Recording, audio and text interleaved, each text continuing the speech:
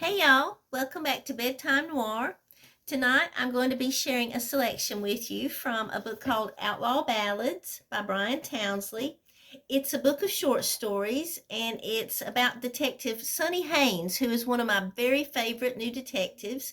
He's actually a classic detective. These are set in the 1950s, early 1950s, in and around Palm Springs in LA.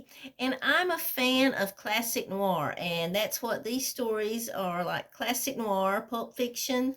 And I really enjoyed them. I did a blurb for the back of the book. And I've read some of Brian's other work as well, and I'll be sharing some of that with you on a future episode of Bedtime Noir. But for tonight, I just would love for you to meet Sonny Haynes as the detective character. And so this is from a story called House Dick. So here goes. Palm Springs, summer 1951. Sonny Haynes stared at the ashtray on his desk. When the morning began, it had been full. He had done his job then, emptied it. A dynamic start to the day. Now the numerous butts stood upright again, like some poor facsimile of stalagmites in a middle school science fair. When Saul Bernstein had told him about this job, being a house dick at the Starlight Hotel and Resort in Palm Springs, he had talked on and on about the Hollywood starlets and side action coming through the place. Well, Sonny had envisioned something besides staring at his brogues while they sat propped on his desk and filling his ashtray with dead soldiers, but then most things don't work out, do they? As afternoon set in, he sat forward in his chair and buried the newest butt in the ashtray and snapped his fingers. The dog in the corner, a shepherd recently healed from a dog fight Sonny had extracted him from, stood attentively and looked on, both of them at attention. Then the man ran a comb through his pomaded hair and hatted himself with the gray fedora from the hat rack, placing it low on his brow. The dog was not allowed in the hotel, of course. But, Sonny reasoned, neither was he, really, for any number of reasons. A voucher from Saul Bernstein went a long way, apparently, and so Sonny was thusly vouching for the dog, whatever. The shepherd followed at his heel as the man walked through the lobby towards the front door. The large windowed room was mostly empty now, for while Palm Springs and its felonious cousin Cathedral City provided a refuge for the Canadian snowbirds in winter and a destination come fall and spring, even the most hardy of vacationers were hesitant to test their mettle in August, when the mercury rose to between 110 and 120 degrees on a regular basis. The hotel, of course, was air-conditioned. "Mr. Haynes," a sharp voice called from behind him. From, in fact, behind the front desk, he presumed. He turned.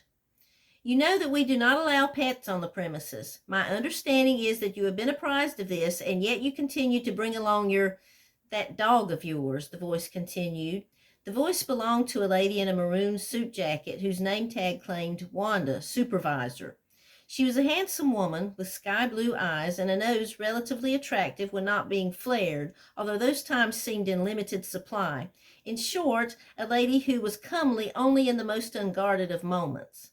Her hair was cinched back into a severe blonde ponytail, and it was clear to every guest who entered that she was one of those who had never once been young, even in her youth.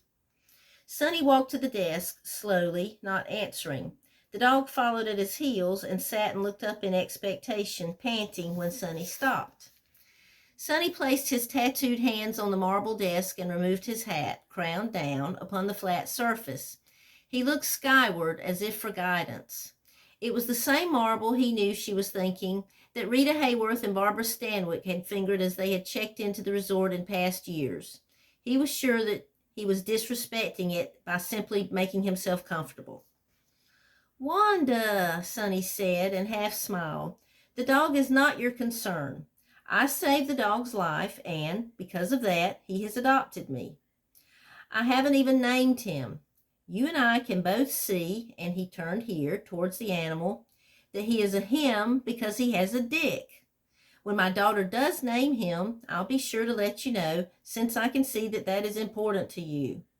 I'm now the resident investigator for the renowned Starlight establishment, and while it may be against the written rules, it turns out that I'm the one who enforces those rules." He rubbed in at the teardrop tattoo at the top of his right cheek, as if it itched, before again making eye contact. So, in other words, if you have an issue with someone breaking the house rules, be sure to come to me. If you have an issue with me breaking the house rules, be sure you don't. Sonny slapped the marble then, twice, and turned and rehatted himself. Wanda shook her head and chose to misunderstand and took to reorganizing. So that's from House Dick, and that's from Outlaw Ballads, a book of short stories by Brian Townsley.